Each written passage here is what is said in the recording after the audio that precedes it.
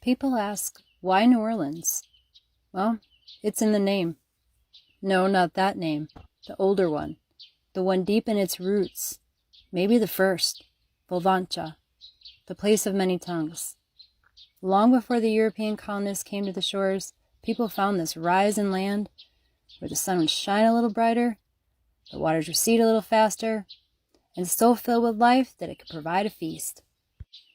Local Jeffrey Derensberg of the Alligator Band of the Topeka Ishak tells us, quote, "In indigenous naming, a place achieves its name from whatever is the most important feature of the area, and as such, Volvancha refers not to the landscape, but to the people. Our foundation of this place is a mixture of different groups of people coming together. That was Volvancha then, that is Volvancha now. Volvancha is still a place." New Orleans remains a gathering place for people of different cultures today, but that is both because of and despite its painful history. Like many European colonists, the French saw the Gulf Coast area with expansive waterways as a new world ripe to conquer.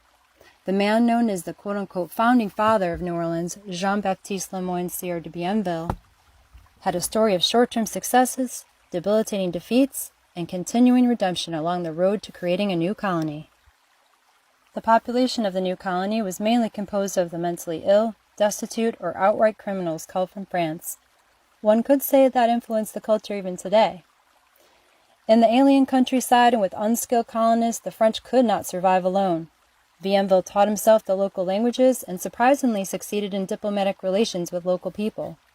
He organized gift-giving ceremonies with local chiefs and followed lex talionis, the law of retribution, encouraging his new allies, the Choctaw, in their brewing war with the English-allied Chickasaw.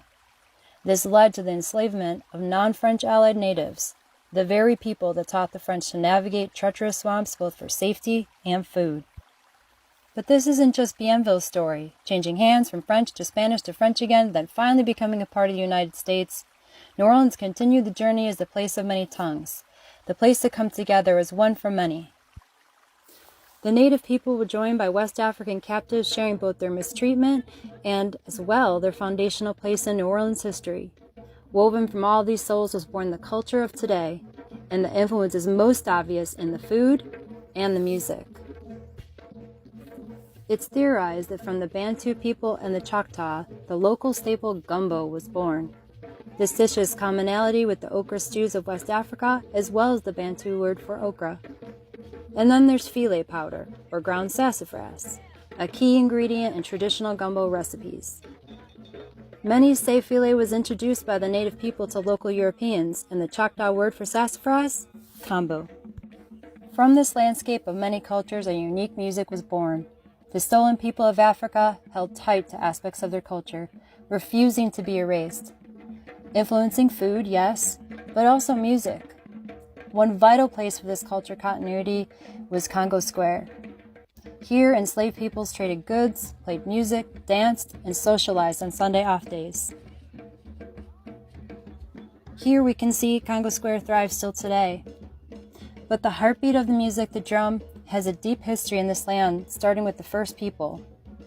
Author Freddie Williams Evans tells us, Native Americans celebrated their corn feast in the vicinity of Congo Square with religious fervor. They considered the area of Congo Square to be holy ground. Understanding this space is critical for understanding American music and the key role that Black New Orleanians played in its development. These Sunday drum sessions continue to live on today, and you can learn all about them from the Congo Square Preservation Society. And rising from these roots were brass bands and jazz music. The musical seeds that sprouted pioneers like Louis Armstrong, Jelly Roll Morton, and gospel queen Mahalia Jackson, who all came up in New Orleans, but taking jazz with them when they went north. New Orleans brass bands were born from the African-rooted funeral celebrations becoming second lines in the 19th century.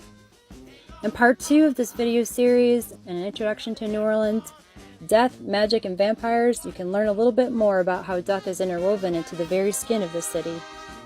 But until then, whether you're visiting for the first time or the 15th, consider the feet that dance on the ground you walk on, laying that pathway for you.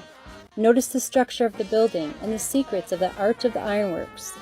Savor the food, but also give thanks for it, as it came with a price. And we are the beneficiaries of that cost, and should show grace and gratefulness as a guest of this complicated, magical city.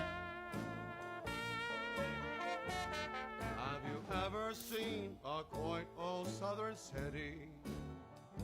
You should come to New Orleans. If you've never seen that town, it's a pity.